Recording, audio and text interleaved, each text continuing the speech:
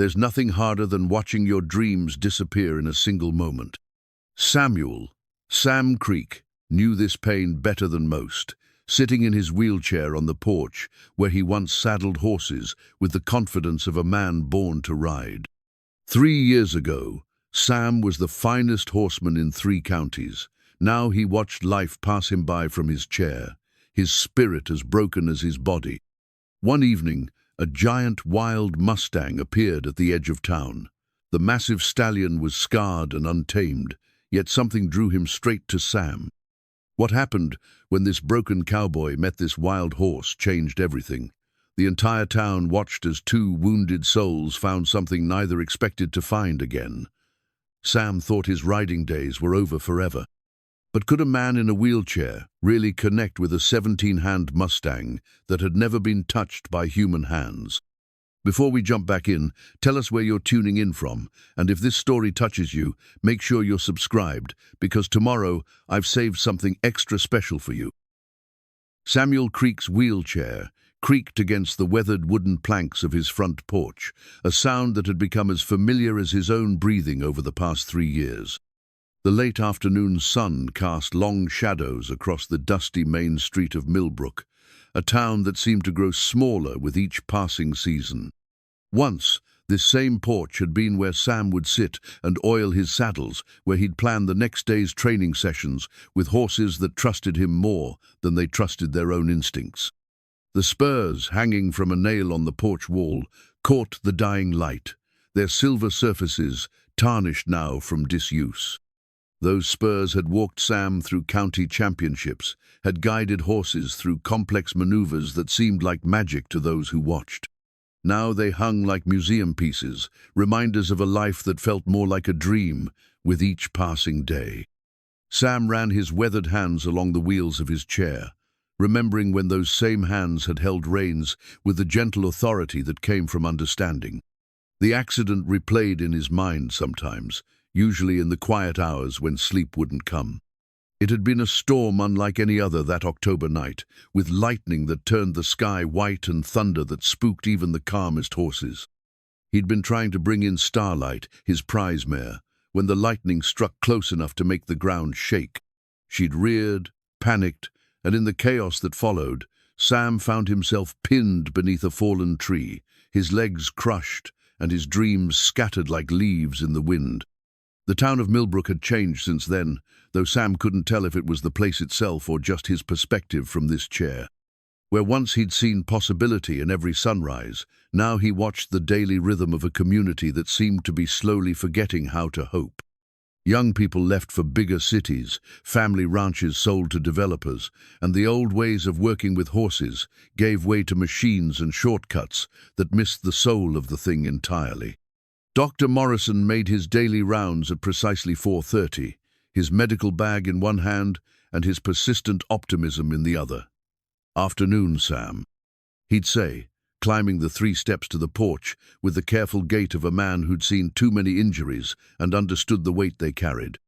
Doc Morrison had silver hair now, more than when Sam had been whole, and lines around his eyes that spoke of nights spent setting bones and mending what could be mended. Physical therapy would help, Doc would say at least twice a week, pulling out his stethoscope with the practiced efficiency of decades. "Your upper body strength is good, but we could work on—" "I'm fine," Sam would interrupt, because the conversation always went the same direction, toward a future that required him to accept what he could never truly accept. The chair wasn't temporary. The paralysis wasn't something that hard work and determination could overcome. These were facts that Doc Morrison delivered with kindness, but facts nonetheless. Martha Henderson lived in the house next door, a widow herself who understood something about watching life change in ways you never planned for. She'd bring coffee sometimes, real coffee that she ground herself, not the weak stuff that came in tins. Martha had lost her husband to a heart attack 2 winters back, and in the months that followed, she and Sam had developed an unspoken understanding about grief and the way it settled into your bones like an ache that never quite left. "You were something special with those horses," Martha would say, settling into the old rocking chair that had been on the porch longer than Sam could remember. "Still are, I'd imagine. That kind of gift doesn't just disappear because of an accident. But Sam knew better. The gift had been in his legs as much as his hands, in the way he could shift his weight and communicate with an animal through subtle movements that no wheelchair could replicate. He'd tried to explain this to Martha, to Doc Morrison, to anyone who suggested that his old life was somehow still accessible to him, but the words never came out right. How do you tell someone that losing the use of your legs isn't just about mobility? It's about losing the language you used to speak with the creatures that had defined your entire existence. Mayor Thompson stopped by every few weeks, usually when he had something uncomfortable to discuss that he'd rather handle personally than put in an official letter. Thompson was a good man, Sam supposed, but he'd never understood horses or the people who worked with them. He understood budgets and municipal requirements and the kind of progress that looked good in newspaper headlines. "The old Brennan place is up for sale," Thompson had mentioned the week before, settling his considerable bulk into a chair that groaned under the weight. "Developer from Phoenix wants to put in one of those housing communities. Golf course, swimming pools, the whole thing." Sam had nodded because there wasn't much else to do. The Brennan place had been horse country for 3 generations, rolling pastures where colts learned to run and mares raised their young. Now it would become houses filled with people who'd never understand why the smell of hay could make a man homesick for a life he'd never get back. The evenings were the hardest part of Sam's days, when the sun began its descent behind the mountains and the air cooled enough to make you think about all the rides you'd taken at this same hour. He'd sit on the porch and watch the empty corral behind his house, the fence posts standing like sentinels, guarding nothing. Sometimes he'd imagine he could hear hoofbeats, the rhythmic percussion of a horse moving with purpose and grace, but it was always just the wind moving through the abandoned structures of his former life. That's when the Mustang first appeared. It was a Tuesday evening in late spring, the kind of evening when the light seemed to linger longer than usual, and the air carried the promise of summer on its edges. Sam had been dozing in his chair, lulled by the familiar creaking of the porch and the distant sound of Mrs. Patterson calling her cats in for dinner. He woke to a sensation he couldn't quite name, the feeling that something significant was happening just beyond the edge of his awareness. The horse stood at the far end of his property line, where the fence gave way to open rangeland that stretched toward the mountains. It was massive, easily 17 hands high, with a coat the color of dark chocolate and a mane that moved like water in the evening breeze. Even from a distance, Sam could see the scars that marked the animal's hide, the evidence of a life lived wild and free and dangerous. For a long moment, neither of them moved. The Mustang stood with the stillness that only wild animals possessed, alert but not afraid, curious but cautious. Sam found himself holding his breath, afraid that any movement might break whatever spell had brought this magnificent creature to his forgotten corner of the world. The horse took a step forward, then another, moving with the fluid grace that Sam remembered from his dreams. It paused at the fence line, head raised, nostrils flaring as it tested the air for scents that might mean danger or opportunity. Sam's heart pounded in his chest with a rhythm he hadn't felt since before the accident, the excitement of being in the presence of something truly wild and beautiful. Then, as suddenly as it had appeared, the Mustang turned and disappeared into the gathering darkness, leaving Sam alone with the lingering certainty that everything was about to change. The worn leather halter hung from a hook in Sam's tool shed, gathering dust like everything else that had once defined his purpose. He'd avoided looking at it for months after the accident, but now, 3 days after the Mustang's first appearance, he found himself wheeling slowly through the cluttered space that had once been his workshop. The halter was the last piece of equipment he'd handled before that terrible night, the one he'd grabbed in his desperate attempt to bring Starlight home before the storm hit. His hands trembled as he lifted it from the hook, the leather still supple despite the years of neglect. He could smell the neat's foot oil he'd used to condition it, could feel the careful stitching his father had taught him to check for wear. This halter had been on dozens of horses, had been part of countless training sessions where trust was built one patient moment at a time. The Mustang had returned the second evening, standing in the same spot at the fence line but staying perhaps 10 minutes longer. On the third evening, he'd moved closer, near enough that Sam could make out the intelligence in his dark eyes and the way his ears swiveled at every sound. Each night, Sam had fought the urge to call out, to make some gesture that might bridge the distance between them. His instincts told him to wait, to let the horse make the choices that would define their relationship. Dr. Morrison found Sam in the tool shed that fourth morning, surrounded by equipment he hadn't touched in 3 years. "Martha was worried when she didn't see you on the porch for your morning coffee," Doc said, settling his medical bag on the workbench with the careful precision of a man who'd learned to respect other people's spaces. "Just looking through some old things," Sam replied, though his voice carried more energy than Doc had heard in months. There was something different about Sam's posture, a tension in his shoulders that spoke of purpose rather than resignation. "Martha mentioned you've been talking about a horse. A wild horse that's been coming around." Doc's tone was carefully neutral, the way medical professionals learned to discuss things that might be symptoms of something larger. Sam looked up from the halter, meeting Doc's eyes directly. "He's real, Doc. Martha saw him too, night before last. Biggest Mustang I've ever seen, and I've seen plenty. Wild horses can be dangerous, Sam, even for someone who—" Doc caught himself before finishing the sentence, but they both knew what he'd been about to say. "Even for someone who could walk, who could move quickly if something went wrong. This one's different," Sam said, his fingers working along the halter's edges with the muscle memory of decades. "He's not looking for trouble, he's looking for something else." That evening, Martha joined Sam on the porch, bringing 2 cups of coffee and settling into the rocking chair with the patience of someone who understood that some things couldn't be rushed. They sat in comfortable silence as the sun began its descent, both of them watching the fence line where shadows gathered and possibilities lived. The Mustang appeared just as the first stars became visible, emerging from the rangeland like a creature from another century. This time, he didn't stop at the fence. With deliberate steps, he approached the barrier and stood close enough that they could hear his breathing, could see the way his coat caught the last light of day.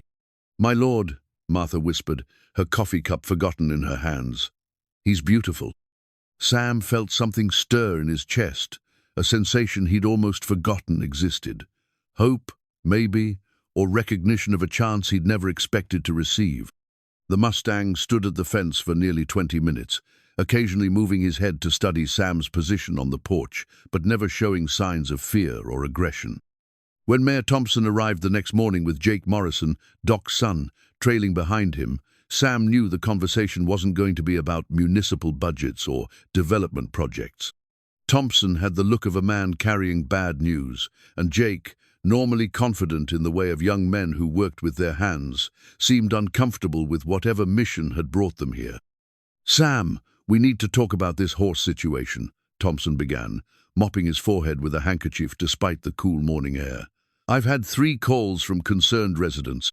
Mrs. Patterson thinks it might attack her cats. The Hendersons are worried about their grandchildren's safety when they visit." Jake stepped forward, his work-worn hands twisting the brim of his hat. "Dad sent me to take a look around, see if there are tracks, maybe figure out where it's coming from." He paused, glancing at Sam, with something that might have been respect. "I found plenty of sign.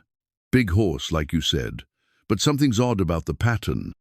"Odd how?" Sam asked, though he suspected he already knew the answer.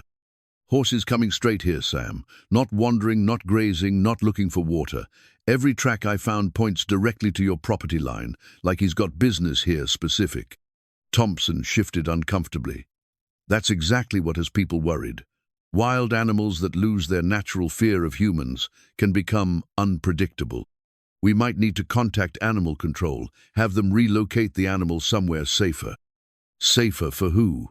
Sam's voice carried an edge that had been absent for 3 years, the kind of authority that came from knowing horses better than most people knew themselves. "That Mustang hasn't shown one sign of aggression. He's not threatening anyone." "You can't know that for certain," Thompson replied. "And if someone gets hurt—" "Nobody's going to get hurt," Sam interrupted, his hands gripping the wheels of his chair with enough force to make his knuckles white. "I've been around horses my entire life, and I'm telling you this animal is no danger to anyone." Jake cleared his throat diplomatically. "What if we set up some kind of observation period? I could come by evenings, keep an eye on things, make sure everything stays peaceful. If the horse causes any problems, we deal with it then." It was a reasonable compromise, the kind of solution that satisfied everyone's immediate concerns, while buying time for better understanding.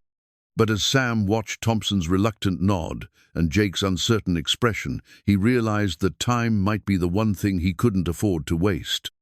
The Mustang was here for a reason, and whatever that reason might be, it wouldn't wait for committee decisions or bureaucratic approval. That evening, the Mustang came closer than ever before, approaching within 15 feet of the porch where Sam waited. For the first time since the accident, Sam felt the old electricity of being near a horse that trusted him enough to lower its guard. The Mustang's eyes held intelligence and something else, recognition perhaps, or the kind of understanding that passed between creatures who had both known loss. Sam spoke for the first time, his voice barely above a whisper. "Easy, boy. I'm not going anywhere." The Mustang's ears flicked forward, and for a moment that stretched into eternity, Sam thought he saw something in those dark eyes that looked remarkably like hope. Sarah's journal had been tucked away in the bottom drawer of their old dresser, beneath layers of wool sweaters that still carried her scent after 3 years. Sam discovered it while searching for his spare set of work gloves, items he hadn't needed since the accident, but suddenly found himself wanting as he prepared for whatever relationship might develop with the Mustang. The leather-bound book fell open in his hands to a page dated just 2 months before the storm that changed everything. "Sam has a gift that goes beyond technique," she'd written in her careful script. "When I watch him with the horses, I see something that can't be taught in any school or learned from any book.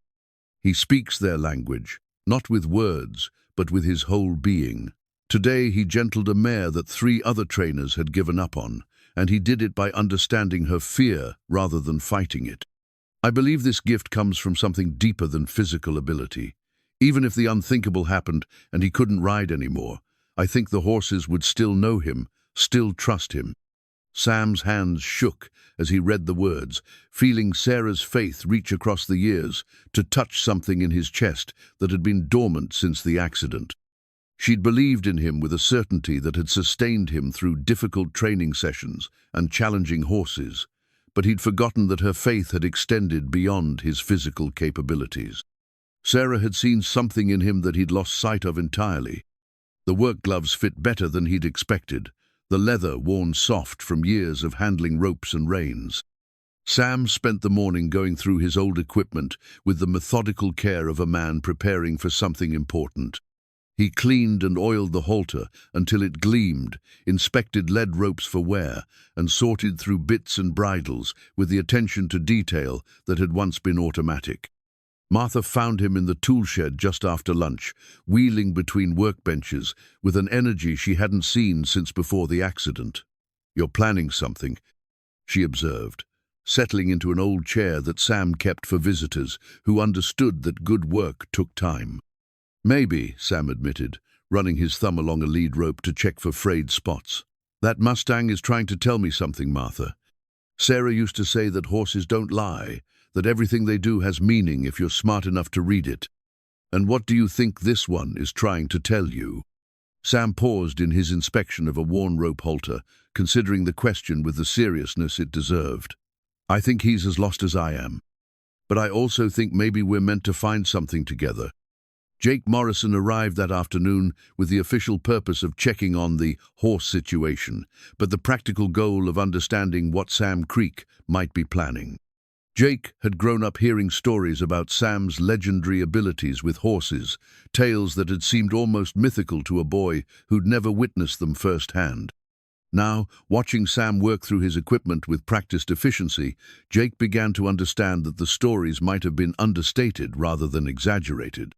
"My dad's worried you might try something foolish," Jake said, though his tone suggested he wasn't entirely convinced that concern was warranted. "Your dad's a good man and a fine doctor," Sam replied, testing the spring mechanism on an old halter. but he thinks of horses as large, unpredictable animals that kick and bite. He's not wrong, but he's not entirely right either. And you think this Mustang is different? Sam looked up from his work, meeting Jake's eyes with the direct gaze of a man who'd spent his life making judgments that mattered. I think every horse is different, Jake. The trick is figuring out what makes each one unique, what they need from you to feel safe enough to trust. That evening, Sam positioned his wheelchair closer to the fence than he'd dared before, close enough that he could clearly see the Mustang's approach across the rangeland. The big horse moved with the fluid grace of an animal that had never known the constraint of saddle or bridle, but there was purpose in his movement that suggested intelligence and decision rather than mere instinct. When the Mustang reached his usual position at the fence, Sam made his first deliberate move. Slowly, carefully, he pulled an apple from the bag Martha had prepared for him, holding it up so the horse could see it clearly. The Mustang's nostrils flared as he caught the scent, his head lifting with interest but not alarm. "Easy, big fellow," Sam said quietly, his voice carrying the same calm authority he'd used with countless horses over the years. "Just an apple, nothing that's going to hurt you." He tossed the apple gently, landing it halfway between the fence and where the Mustang stood. The horse studied the offering for a long moment before stepping forward with the careful deliberation of an animal that had learned to be cautious about human gifts. When he lowered his head to investigate the apple, Sam felt a surge of something he'd almost forgotten, the deep satisfaction of successful communication with a creature that spoke only in gesture and instinct. The Mustang ate the apple with obvious enjoyment, his powerful jaws working with an efficiency that spoke of good health and vitality. When he finished, he raised his head and looked directly at Sam, and for the first time since the accident, Sam felt like he was having a real conversation with a horse. "Tomorrow, I'll have another one for you," Sam promised. "But tomorrow, maybe you'll let me get a little closer." Jake watched from the corner of the house, taking notes for his father's report, but finding himself drawn into the careful dance of trust that was beginning between the broken cowboy and the wild horse.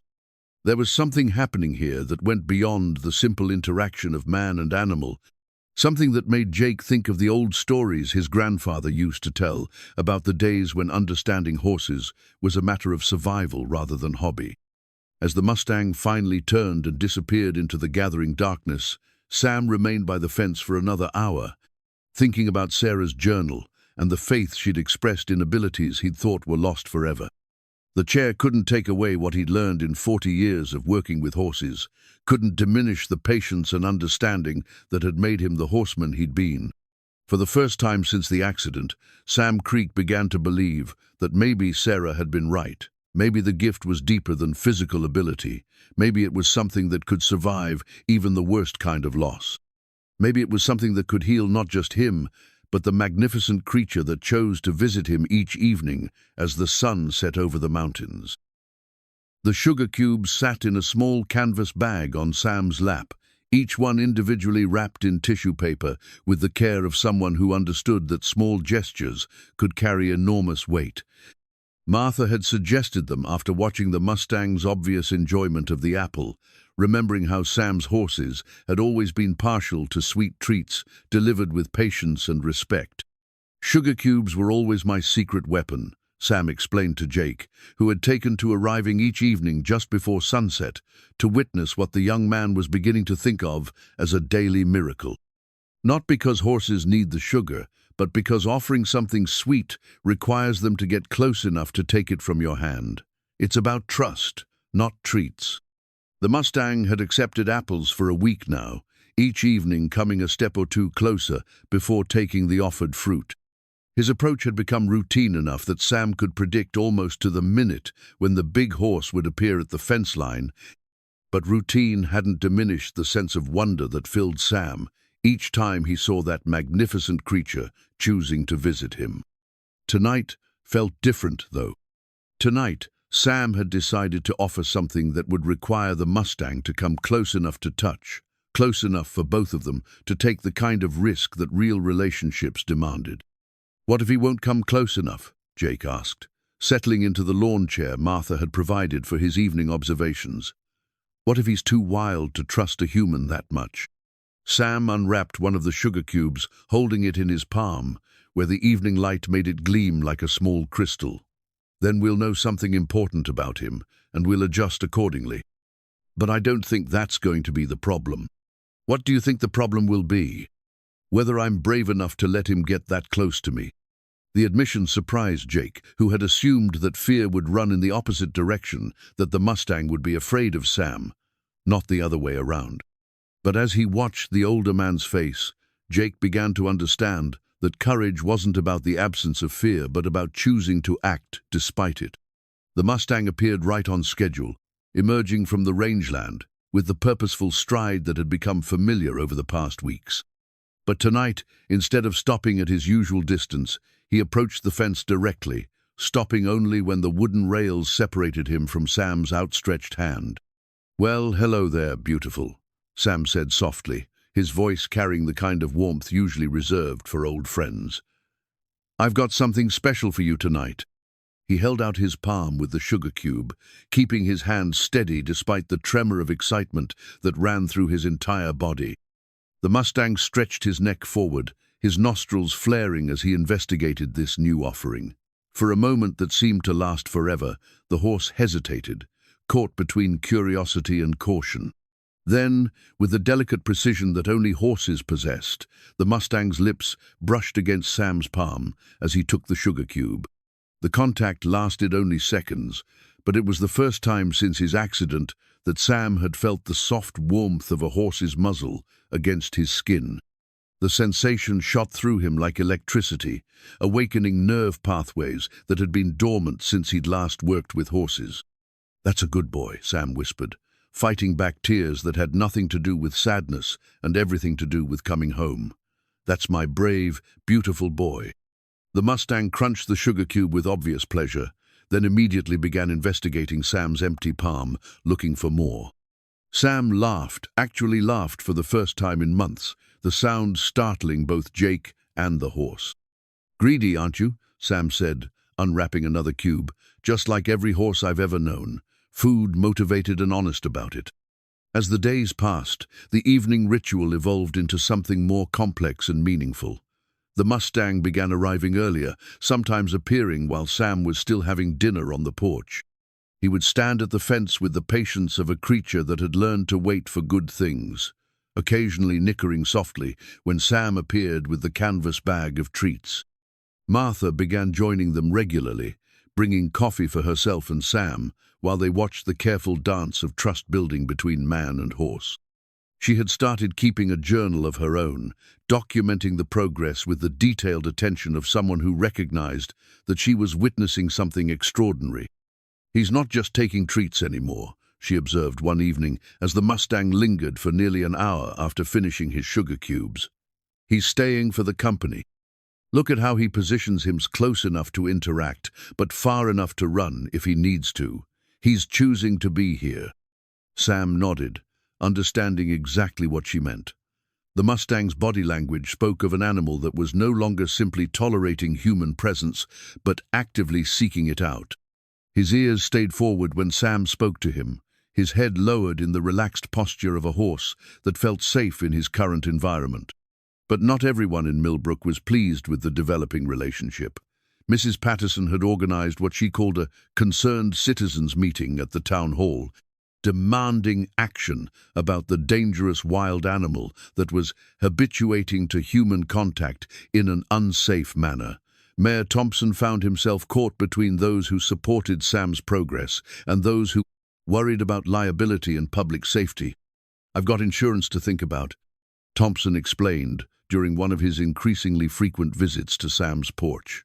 "If that horse hurts someone, if a child gets too close, if something goes wrong—" "Nothing's going to go wrong," Sam interrupted, his voice carrying the quiet confidence of a man who had worked with horses when the stakes were life and death. "That Mustang has had dozens of opportunities to show aggression, and he's shown nothing but curiosity and intelligence. But you can't guarantee. I can guarantee that he's safer than most of the horses in this county," Sam said firmly. "I can guarantee that he's shown more sense and self-control than some of the people who are complaining about him." Jake had become an unofficial mediator in these discussions, his youth and diplomatic nature helping to bridge the gap between Sam's certainty and the town's concerns. "What if we set up some basic safety protocols?" he suggested. "Keep children away from the fence line during the evening visits. Maybe put up some warning signs. Establish clear boundaries." It was a reasonable compromise, the kind of solution that allowed everyone to save face while protecting what was becoming the most important part of Sam's daily existence. The Mustang seemed to understand the increased human attention, becoming more cautious when strangers were present, but maintaining his trust in Sam and the small circle of people who had proven themselves worthy of his confidence. On a Thursday evening in early summer, as the Mustang finished his third sugar cube and showed no signs of leaving, Sam made a decision that surprised even himself. Slowly, carefully, he reached out with his free hand and touched the horse's neck, just behind the jaw where the skin was soft and sensitive. The Mustang froze for a moment, every muscle tense with the possibility of flight. Then, as Sam's gentle stroking continued, the big horse relaxed into the contact, his eyes half closing with something that looked remarkably like contentment. "There we go," Sam murmured, his hand moving with the practiced skill of decades spent reading the subtle signals that horses use to communicate comfort or distress. "There's my good boy. Nobody's going to hurt you here." Jake watched in amazement as the scene unfolded, understanding that he was witnessing something that went far beyond simple animal training. This was communication at its most fundamental level, trust being built one gentle touch at a time, between two creatures that had both known the kind of loss that changes everything. As the Mustang finally moved away and disappeared into the gathering darkness, Sam remained by the fence with his hand extended, still feeling the warmth of contact that had reminded him who he used to be and who he might become again. The custom mounting block took shape in Sam's workshop over the course of 2 weeks, built with the methodical precision of a man who understood that his life might depend on getting the details right. Jake had become an enthusiastic partner in the project, bringing his young strength to complement Sam's experience, while Martha provided the voice of reason that kept both men focused on safety rather than just possibility. "It needs to be low enough that I can transfer from the wheelchair," Sam explained, running his hands along the smooth wooden platform they'd constructed, "but high enough that a horse won't feel trapped underneath it, and stable enough that if something goes wrong, it won't collapse and make everything worse." The mounting block represented more than just adaptive equipment. It was Sam's declaration that he intended to pursue a relationship with the Mustang that went beyond sugar cubes and gentle touches. The design incorporated everything he'd learned about working with horses from a seated position, with rails for support, a non-slip surface, and carefully calculated angles that would allow him to transfer from wheelchair to horseback without requiring the kind of athletic ability his accident had taken away. "You really think he'll let you on his back?" Jake asked, testing the stability of the platform with his full weight. "I mean, he trusts you enough to take treats and let you touch him, but riding is different. That's predator behavior from his perspective." Sam nodded, understanding the validity of Jake's concern. "You're right, that it's different. But I've been watching him, studying his body language, his responses to different situations. This isn't just any wild horse, Jake. He's been making choices that show intelligence and judgment that go beyond normal Mustang behavior." The evidence was compelling. Over the past month, the Mustang had demonstrated a level of trust and communication that impressed even Jake, who had grown up around horses and thought he understood their capabilities. The big horse would now approach the fence immediately upon seeing Sam, would accept treats directly from his hand, and had begun showing signs of actual affection, nuzzling Sam's shoulder, resting his head near Sam's wheelchair, even seeming to enjoy having his neck and shoulder stroked. More intriguingly, the Mustang had started displaying what Sam recognized as problem-solving behavior. When Martha accidentally dropped her coffee cup one evening, the horse had investigated the unfamiliar sound with curiosity rather than fear, eventually approaching close enough to sniff the broken ceramic. When a thunderstorm sent most animals running for shelter, the Mustang had remained at the fence, seeking comfort from Sam's presence, rather than fleeing from the familiar sound that had once been associated with terror. Dr. Morrison visited the workshop one afternoon, ostensibly to check on Sam's physical condition, but obviously concerned about the increasingly ambitious nature of his patient's plans. "I'm not going to pretend I understand what you're trying to accomplish here," Doc said, examining the mounting block with the careful attention of a man who'd seen too many accidents. "But if you're determined to pursue this, we need to talk about medical precautions." "What kind of precautions?" Sam asked, though his tone suggested he was prepared to listen rather than argue. "Emergency protocols for starters. If something goes wrong, if you fall, if the horse spooks, you need people here who know how to respond. You need communication equipment, first aid supplies, and a clear understanding of what situations require immediate medical intervention." It was a sobering conversation that forced Sam to confront the reality of his physical limitations. His legs couldn't absorb the impact of a fall, couldn't help him maintain balance if a horse moved unexpectedly. Any mistake could result in injuries that would be catastrophic for someone in his condition. But the conversation also reinforced Sam's growing conviction that the Mustang represented an opportunity that might never come again. The horse's behavior suggested not just intelligence, but something approaching emotional connection, the kind of bond that transcended the usual barriers between human and animal. "I understand the risks, Doc," Sam said finally, "but I also understand that some opportunities don't come twice. If I don't try this, if I let fear keep me from finding out what's possible, I'll spend the rest of my life wondering what might have been." The Mustang's training progressed gradually, with each session building on the success of the previous one. Sam introduced him to the sight and smell of various pieces of equipment: halters, lead ropes, saddle blankets, always allowing the horse to investigate at his own pace and retreat if he felt uncomfortable. The big Mustang showed remarkable curiosity about these human artifacts, often spending long minutes examining items with the thorough attention of an animal that was learning to trust but hadn't forgotten the importance of caution. Jake proved invaluable during these sessions, his younger reflexes and mobility allowing him to handle equipment while Sam focused on communication with the horse.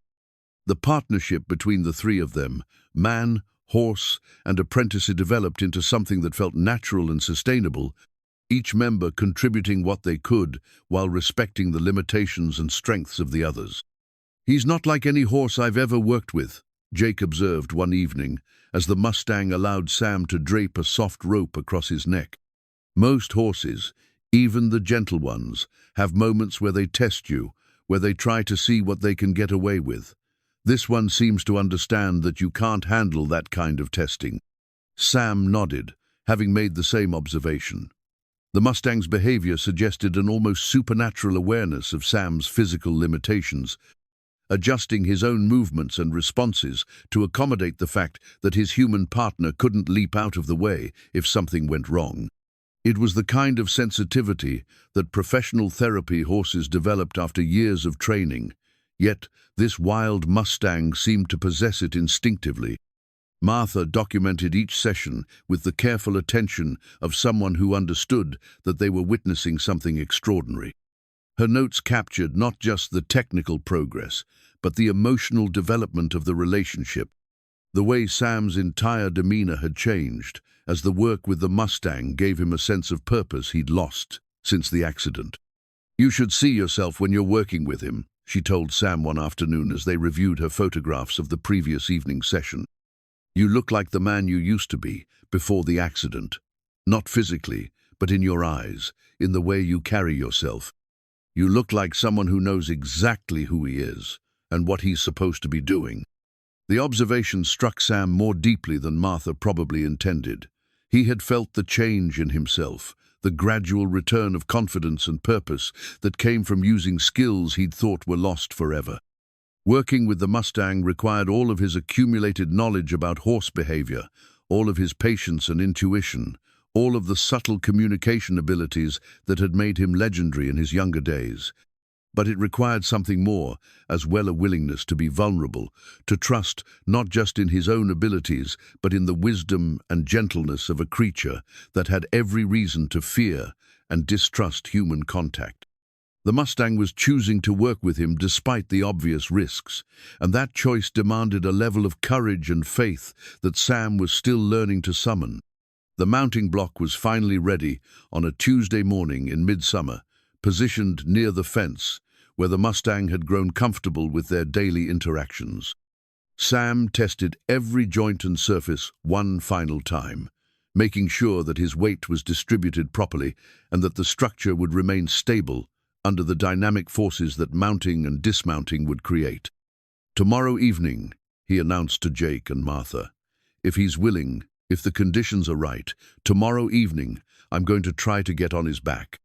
The words hung in the air with the weight of a promise and a prayer, representing months of careful preparation and a lifetime of hope that had survived the worst kind of disappointment.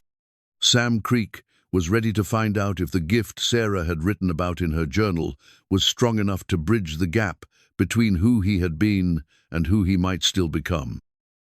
The old saddle blanket had been folded in tissue paper and stored in a cedar chest for 3 years, along with other reminders of Sam's former life that had become too painful to look at. It was made of thick wool, hand-woven by a Navajo woman in New Mexico who'd understood that the relationship between horse and rider began with the small details that spoke of respect and care. The blanket bore the subtle patterns that marked it as something special, not just functional equipment, but a bridge between two worlds. Martha helped Sam unfold it that Wednesday morning, the wool releasing the scent of sage and horse sweat and countless rides across country that stretched beyond the horizon. The blanket was the last piece of tack Sam had used before the accident, the one that had been on Starlight's back when the storm hit and everything changed forever. "Are you sure about this one?" Martha asked gently, understanding the emotional weight the blanket carried. "We could get something new, something that doesn't have those memories attached to it." Sam ran his fingers along the blanket's edge, feeling the careful stitching that had held up through years of hard use. "Those memories are exactly why it needs to be this one," he said. "If I'm going to try this, if I'm going to ask that Mustang to carry me, then I need to bring everything I am to the relationship. The good memories and the painful ones, the confidence and the fear, all of it." The evening session began like all the others, with the Mustang appearing at his usual time and approaching the fence with the purposeful stride that had become as familiar as sunrise. But tonight, Sam had positioned the mounting block within easy reach, and the saddle blanket lay folded across his lap where the horse could see and smell it. Jake positioned himself on the far side of the fence, close enough to help if needed, but far enough away that his presence wouldn't interfere with the delicate communication between Sam and the Mustang. Dr. Morrison had insisted on being present for this attempt, arriving with a medical bag and the kind of determined expression that meant he was prepared for anything from triumph to disaster. "Easy, big fellow," Sam said as the Mustang approached, his voice carrying the calm authority that had gentled hundreds of horses over the decades. "I've got something new for you tonight. Something that might feel strange at first, but I need you to trust me." He unfolded the blanket slowly, letting the Mustang see and smell it before making any move to use it. The horse's nostrils flared as he investigated this new element in their routine, his head lowering to sniff the wool with the thorough attention that wild animals gave to anything unfamiliar. The Mustang's reaction was immediate and surprising. Instead of showing the caution or suspicion that Sam had expected, the horse actually stepped closer, pressing his muzzle against the blanket with what could only be described as recognition. His ears came forward in the relaxed posture of an animal that had found something familiar and comforting. "Well, I'll be damned," Jake whispered, hardly daring to believe what he was witnessing. "It's like he knows that blanket." Sam felt his heart skip as the implications of the Mustang's behavior became clear.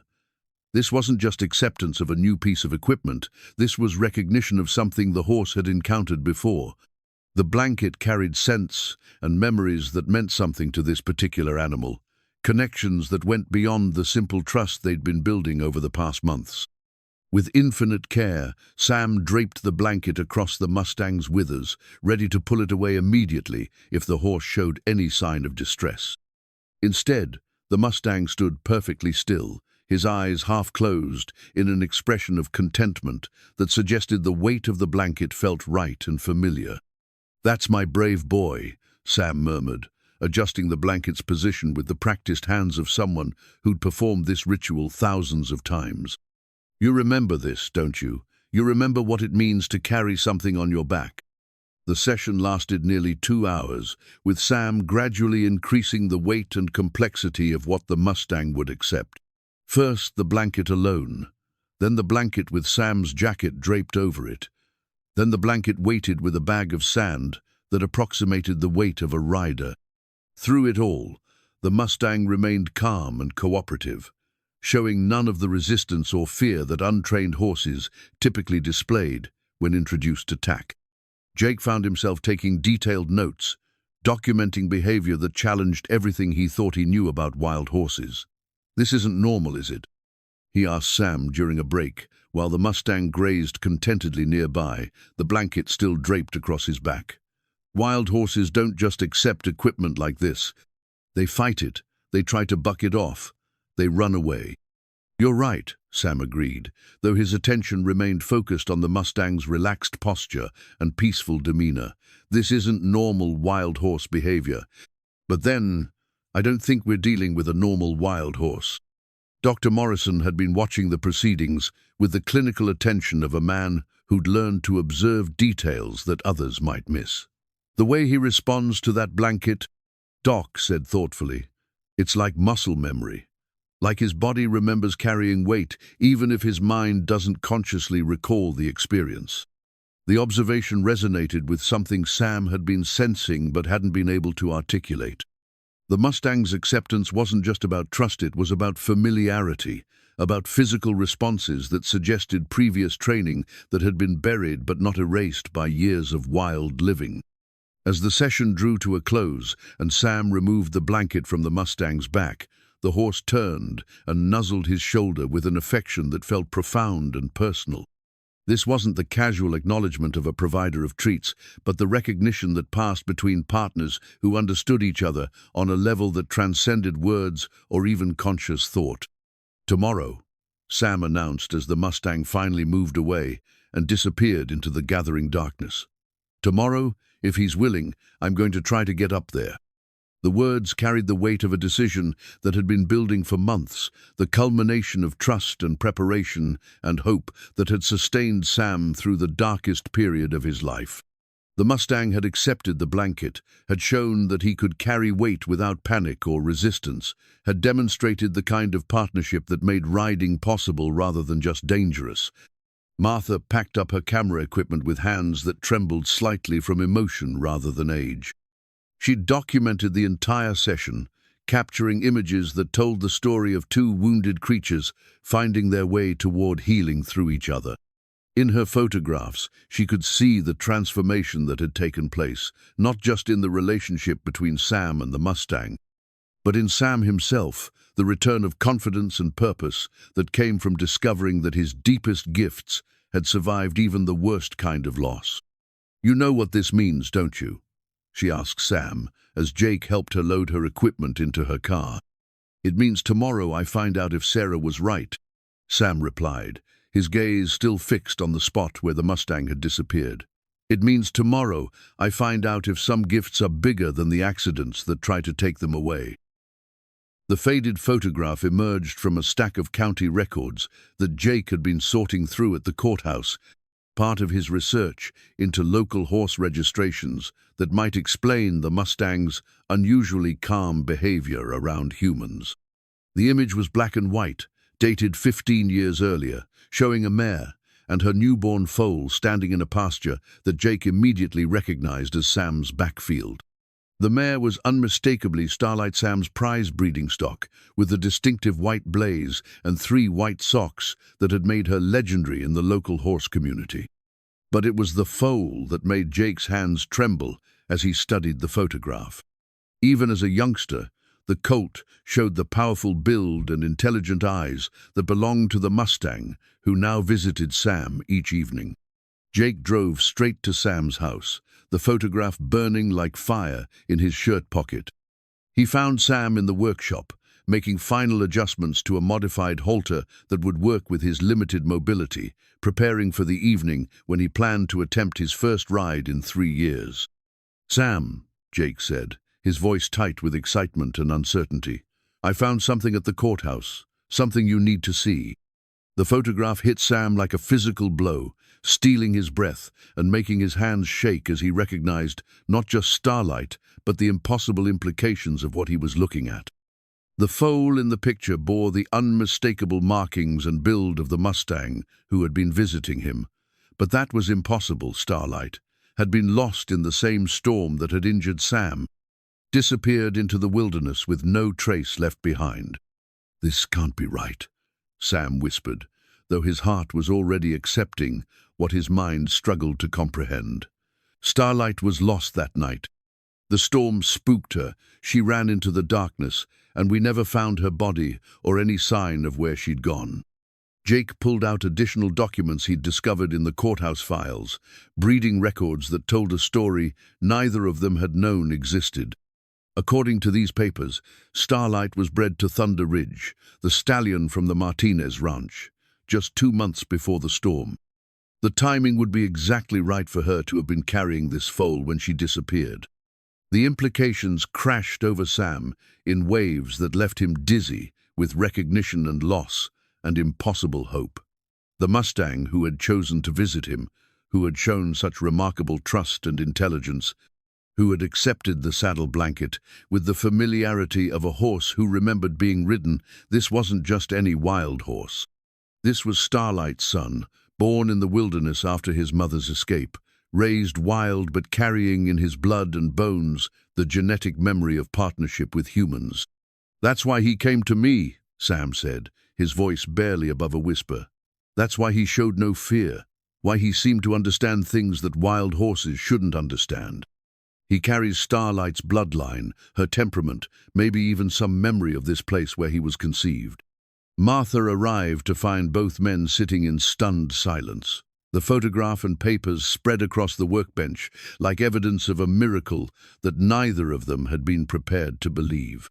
When Jake explained the discovery, Martha's eyes filled with tears that had nothing to do with sadness, and everything to do with the profound sense that fate had orchestrated something beyond human understanding. "Starlight survived the storm," Martha said, studying the photograph with the wonder of someone witnessing divine intervention. "She survived, and she lived long enough to give birth to her son, and somehow he found his way back here to you." The revelation recontextualized everything that had happened over the past months. The Mustang's immediate trust wasn't just about Sam's skill with horse, it was about recognition that ran deeper than conscious memory. A genetic inheritance that had drawn the young stallion back to the place where his mother had been happy and safe and loved. Dr. Morrison arrived that evening to find the three of them still processing the implications of Jake's discovery. When he learned the truth about the Mustang's identity, Doc's medical skepticism gave way to something approaching awe. "The odds against this happening," Doc said, shaking his head in amazement. "The odds that Starlight would survive, that she'd give birth successfully in the wild, that her son would grow to maturity and somehow find his way back here, it's beyond calculation."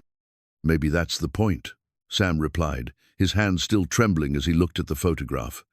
"Maybe some things aren't supposed to be calculated. Maybe some things are supposed to be accepted as gifts, even when we can't understand how or why they came to us." The Mustang appeared at his usual time, but tonight Sam saw him with completely different eyes. This wasn't just a wild horse who had chosen to trust him, this was Starlight's son, carrying her bloodline and her memories, returning to the place where his story had begun. The scars that marked his hide told the story of a life lived in freedom, but his eyes held the intelligence and gentleness that had made his mother legendary.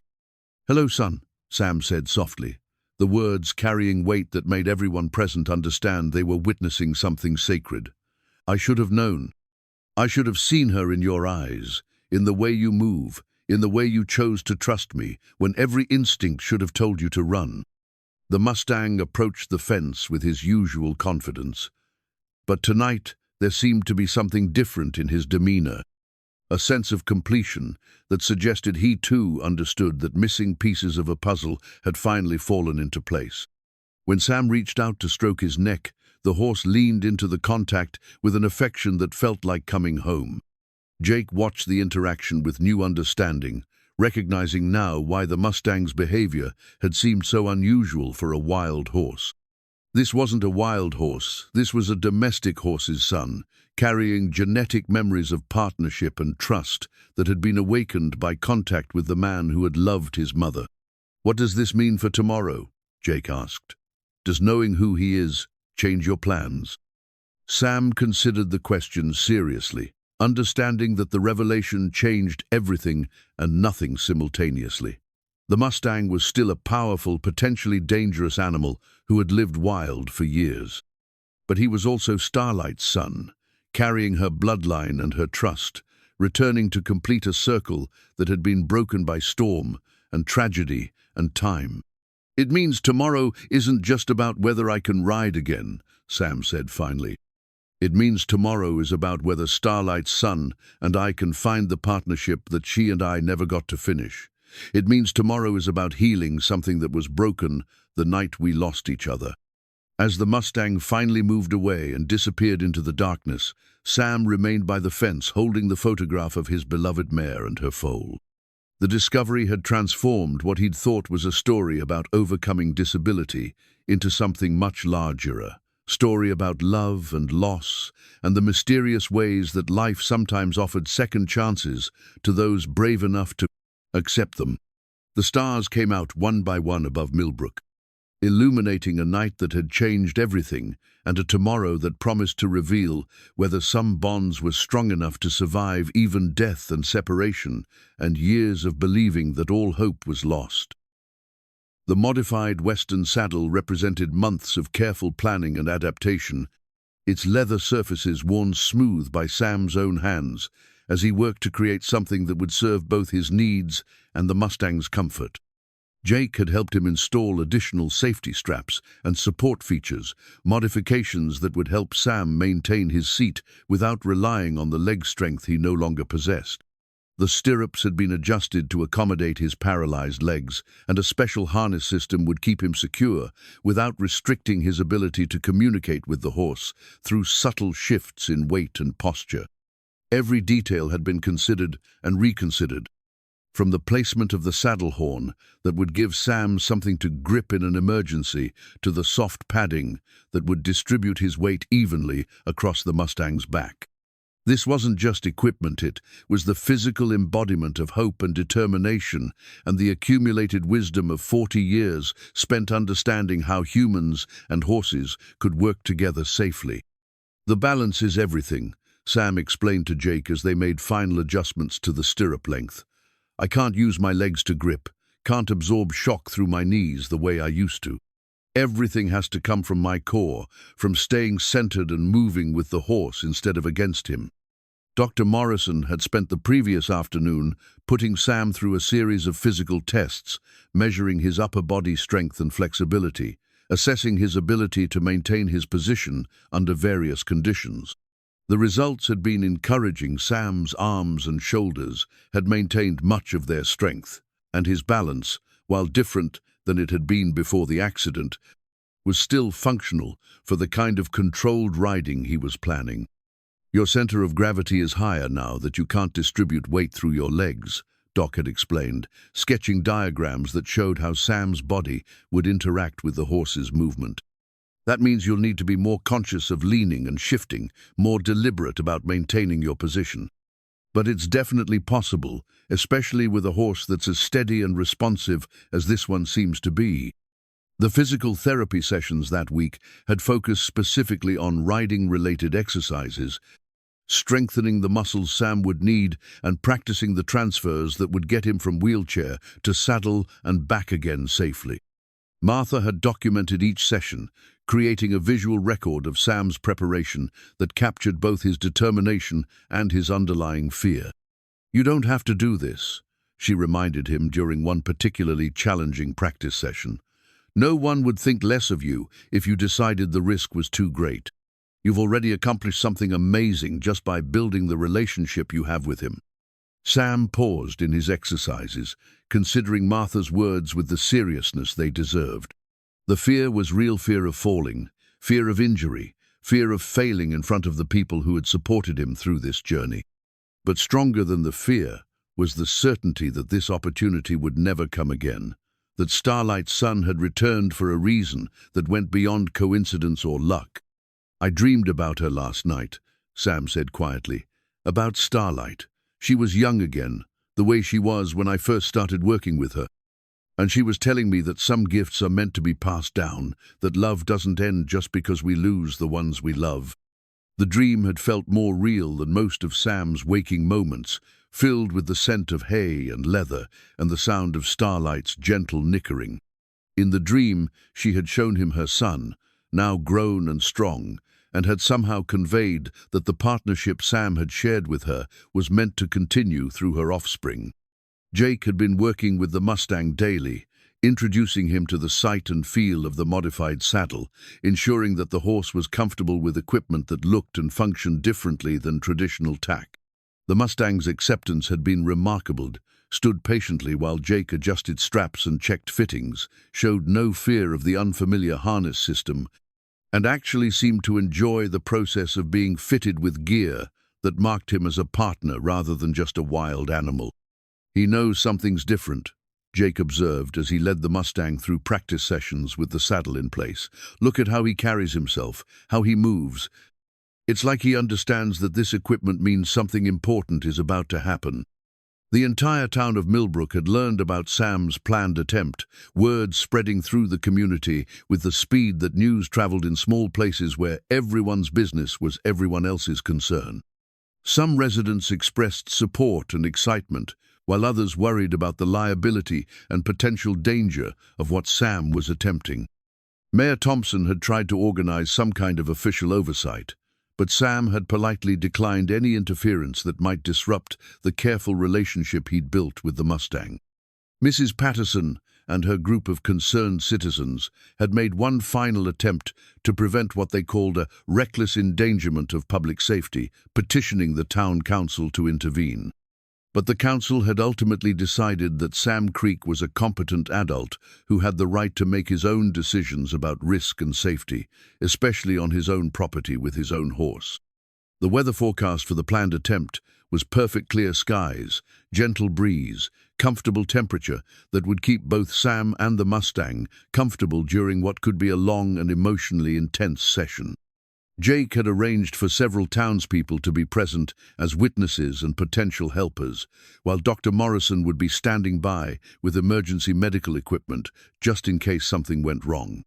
On the evening before the attempt, Sam sat alone with the Mustang for what he knew might be their last quiet moment together. Tomorrow would bring crowds and cameras and the pressure of public attention, but tonight it was just the two of them, man and horse, bound together by trust and hope and the memory of a mare who had loved them both. Tomorrow we find out if your mother was right, Sam said softly, stroking the Mustang's neck with hands that still trembled slightly from emotion and anticipation. Tomorrow we find out if love is strong enough to bridge the gap between what was lost and what might still be possible. The Mustang stood quietly in the gathering darkness, his presence solid and reassuring, his breathing steady and calm. Whatever tomorrow might bring, whatever risks they were about to take together, Sam knew that this moment of perfect understanding between them was already a victory that no accident or disability could diminish. As the stars appeared overhead, Sam Creek prepared for the most important ride of his life, knowing that he was about to discover whether the gift Sarah had written about in her journal was strong enough to survive even the worst kind of loss, and emerge transformed but unbroken on the other side of tragedy. Sarah's wedding ring hung from a silver chain around Sam's neck, resting against his chest, where he could feel its gentle weight with each breath he took. He had worn it every day since her death, but today it felt different, not like a memorial to loss, but like a talisman, carrying her belief in his abilities forward into this moment that would define the rest of his life. The morning air was crisp and clear, with the kind of perfect visibility that made every detail sharp and significant. A small crowd had gathered despite the early hour, Martha with her camera, Jake with his medical training and intimate knowledge of both Sam and the Mustang, Dr. Morrison with his emergency equipment, and perhaps a dozen townspeople who had risen before dawn to witness what many believed would be either a miracle or a tragedy.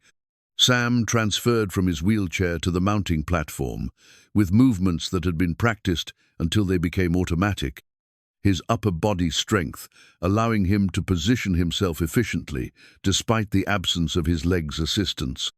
The platform placed him at the perfect height to interact with the Mustang, who stood beside it with the patient stillness of an animal that understood the importance of the moment. "Easy, son," Sam murmured, his voice carrying the calm authority that had guided hundreds of horses through difficult moments over the decades. "Today we find out what we're made of together."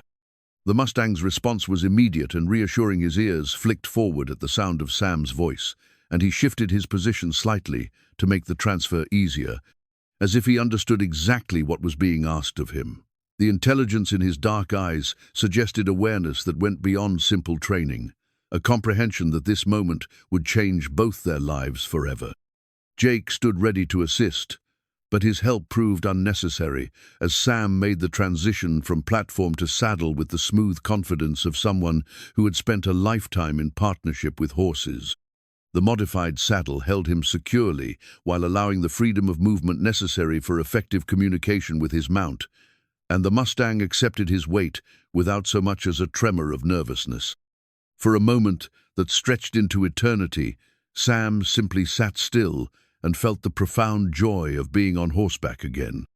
The sensation was both familiar and strange familiar, because his body remembered the feeling of being elevated above the ground, of being in partnership with a powerful animal, but strange because everything about his physical relationship with the horse had changed since his accident. "How does it feel?"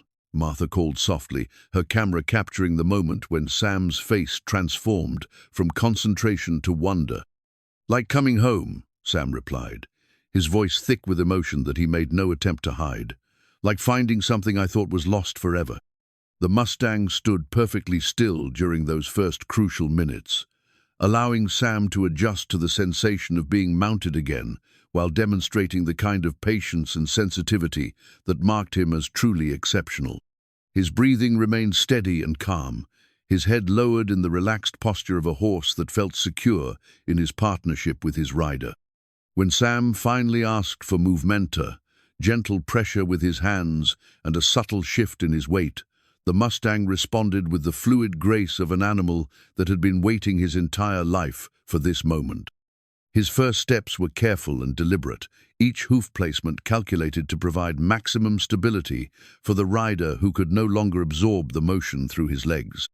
The crowd watched in amazed silence as Sam and the Mustang moved together around the small corral that Jake had prepared for their first ride. The partnership between them was evident in every step, the Mustang adjusting his gait and balance to accommodate Sam's different way of sitting, Sam communicating through subtle touches and weight shifts that the horse interpreted with remarkable accuracy. "It's like they've been riding together for years," Jake whispered to Dr. Morrison, hardly daring to believe what he was witnessing. "Look at how naturally they move together, how the horse anticipates what Sam needs before Sam even asks for it." Dr. Morrison nodded, his medical training allowing him to appreciate the complex physical and psychological adjustments both rider and horse were making in real time. Sam's balance was different than it had been before his accident, but his decades of experience were serving him well, allowing him to maintain his seat through pure upper body strength and an intuitive understanding of how to work with the horse's movement rather than against it. The tears that ran down Sam's face were tears of pure joy, the release of 3 years of grief and loss, and the crushing weight of believing that everything that had defined him was gone forever. Here, on the back of Starlight's son, he was whole again, not the same as he had been before the accident, but whole in a different way that honored both his limitations and his enduring strengths. As they completed their first circuit of the corral, the Mustang's movements became even more confident and smooth, his trust in his rider allowing him to express the natural grace and power that had been hidden during his years of wild living. This wasn't just a man riding a horse. This was the completion of a circle that had been broken by tragedy and mended by love and patience and the mysterious ways that life sometimes offered second chances to those brave enough to accept them. The simple lead rope lay coiled in Jake's hands, unused and unnecessary, as Sam and the Mustang continued their dance around the corral. What had begun as a careful test of compatibility had evolved into something that looked like pure artistry, horse and rider moving together with the kind of harmony that professionals spent years trying to achieve. The Mustang's responses to Sam's subtle cues were immediate and precise, demonstrating an understanding that went far beyond basic training. When Sam shifted his weight slightly to the left, the horse turned with fluid grace. When Sam's hands requested a change of pace, the Mustang adjusted his gait without hesitation or confusion. Most remarkably, when Sam began to tire and his balance became less certain, the horse seemed to sense the change and adjusted his own movement to provide additional stability. "He's taking care of you," Martha observed, her voice filled with wonder as she watched the Mustang compensate for Sam's physical limitations with adjustments so subtle they were almost imperceptible. "Look at how he's shortening his stride when you need more time to adjust. How he's keeping his head lower to help your balance." The crowd that had gathered to witness Sam's attempt had grown throughout the morning, drawn by word-of-mouth reports that something extraordinary was happening at the Creek place. People who had known Sam in his prime stood silent with tears in their eyes, watching him reclaim a part of himself that everyone had assumed was lost forever. Even those who had opposed his relationship with the Mustang found themselves moved by the obvious joy and partnership between man and horse. Dr. Morrison monitored Sam's condition carefully, watching for signs of fatigue or distress that might require immediate intervention. But instead of seeing deterioration, he observed the opposite. Sam's posture was becoming more confident with each passing minute, his communication with the horse more fluid and natural, his entire demeanor transformed by the knowledge that he was still capable of the thing he loved most in the world. "How long has it been?" Sam called to Jake, though his attention remained focused on the Mustang's responses to his guidance. 45 minutes, Jake replied, checking his watch with amazement. "You've been riding for 45 minutes, and he hasn't put a foot wrong." The significance of the time wasn't lost on anyone present. 45 minutes was longer than many experienced riders could maintain their seat on a green horse, longer than anyone had dared hope Sam might manage on his first attempt to ride again. Yet both he and the Mustang seemed energized rather than tired, their partnership growing stronger with each circuit of the corral. Mayor Thompson had arrived with several members of the town council, drawn by reports that were filtering through Milbrook's morning routine. What they found challenged every assumption they'd made about disability and risk and the limits of human adaptability. Sam Creek wasn't just riding again, he was riding with a skill and artistry that reminded everyone why he'd once been considered the finest horseman in 3 counties. "I owe you an apology," Thompson said to Martha during a quiet moment when Sam had paused to let the Mustang rest. "I was wrong about this being dangerous. What I'm seeing here isn't reckless, it's miraculous." The Mustang's obvious joy in carrying Sam was perhaps the most moving aspect of the entire demonstration. His ears remained forward throughout the ride, his movements fluid and enthusiastic, his occasional soft nickering suggesting pleasure rather than stress. This wasn't an animal being forced to accept a burden.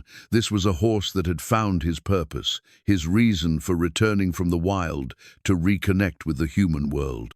When Sam finally decided to dismount, the process was as smooth and controlled as the mounting had been. The Mustang stood absolutely still as Sam transferred his weight back to the mounting platform, showing none of the restlessness that horses often displayed at the end of a riding session. Instead, He turned his head to nuzzle Sam's shoulder, a gesture of affection that brought fresh tears to the eyes of everyone watching. "Good boy," Sam whispered, his hands trembling as he stroked the Mustang's neck. Good boy. You gave me back something I thought was gone forever."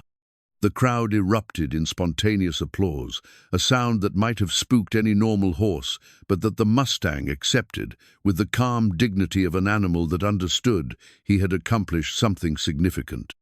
Jake moved quickly to help Sam transfer back to his wheelchair, but his assistance was barely needed. Sam's confidence and strength had been renewed by the success of their ride.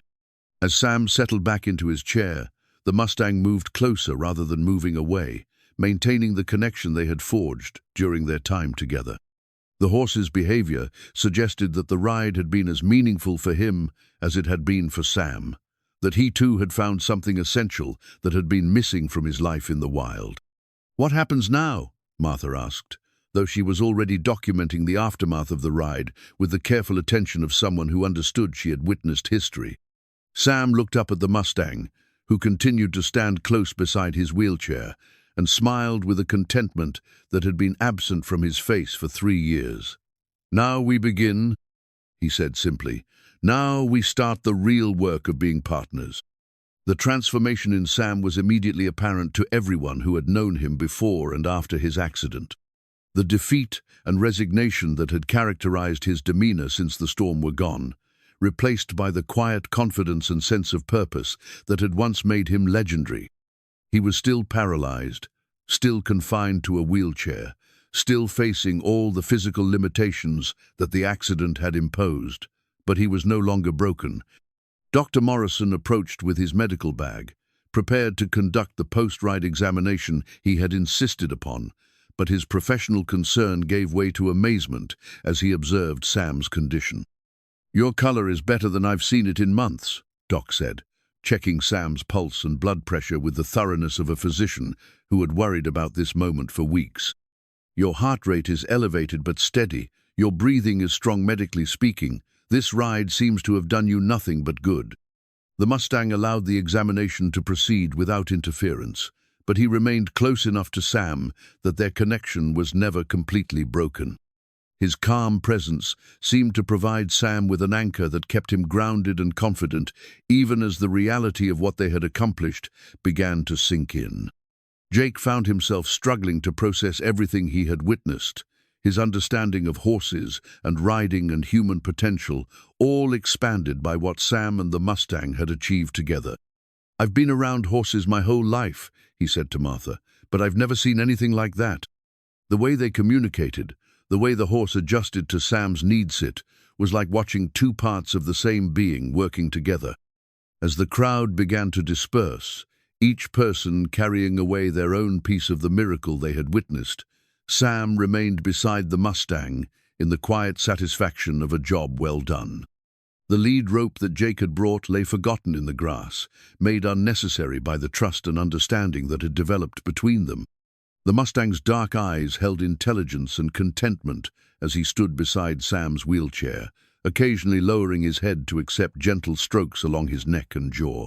For both of them, the successful ride represented not an ending, but a beginning, the start of a partnership that would redefine what was possible when trust and love overcame fear and limitation.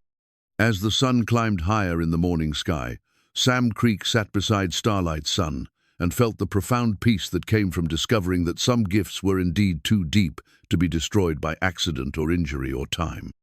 The boy who had dreamed of working with horses had become a man who had mastered that dream, and now, even after losing everything he thought defined him, he had found a way to dream again. The new bridle gleamed in the afternoon sunlight, its leather polished to a rich brown that complemented the Mustang's dark coat perfectly. Sam and Jake had crafted it together over the course of several weeks, combining Sam's knowledge of what made equipment functional and comfortable with Jake's young energy and attention to detail. Every stitch had been placed with care, every buckle adjusted to fit the Mustang's head precisely, every piece designed to serve as a tool for communication rather than control.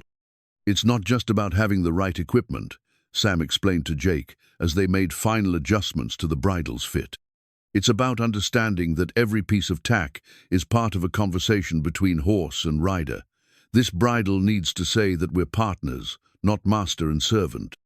3 months had passed since that first successful ride, and the relationship between Sam and the Mustang, now officially named Phoenix, in honor of his rise from the ashes of Loshad, evolved into something that amazed everyone who witnessed it. They rode together almost daily now, exploring the trails that wound through the rangeland behind Sam's property, their partnership growing stronger and more intuitive with each outing. The therapeutic riding program that had grown out of their success was already serving a dozen clients, people with various disabilities who had been inspired by Sam's example to explore what might be possible for them. Jake had proven to be a natural instructor, his patience and enthusiasm helping others discover that physical limitations didn't have to mean the end of dreams involving horses. Mrs. Rodriguez rode for 20 minutes yesterday, Jake reported with obvious pride. Her first time on a horse since her stroke, and she said it was the first time in 2 years that she felt like herself again. The program had attracted attention from medical professionals and equine therapists across the region, many of them traveling to Milbrook to observe Sam's methods and understand how he had achieved such remarkable results with clients who had been told their riding days were over. The modified equipment he had developed was being studied and replicated, his techniques documented and shared with others who worked in the emerging field of adaptive riding. Martha had become the unofficial historian of Sam and Phoenix's partnership, her photographs and written accounts creating a record that would inspire future generations of riders who faced similar challenges. Her documentation had caught the attention of a publisher in Denver, who was already discussing the possibility of a book that would tell their story to a wider audience. "You've started something bigger than just your own recovery," Martha told Sam, as they watched Phoenix graze contentedly in the pasture that had once seemed so empty and purposeless. "People are coming from hundreds of miles away to see what's possible, to learn from what you've accomplished." The town of Milbrook itself had been transformed by the attention Sam and Phoenix had attracted. The old downtown area was experiencing a revival as visitors came to witness the partnership between the cowboy in the wheelchair and the wild Mustang who had chosen to trust him. The local economy was benefiting from increased tourism, but more importantly, the community had rediscovered a sense of pride and possibility that had been dormant for years.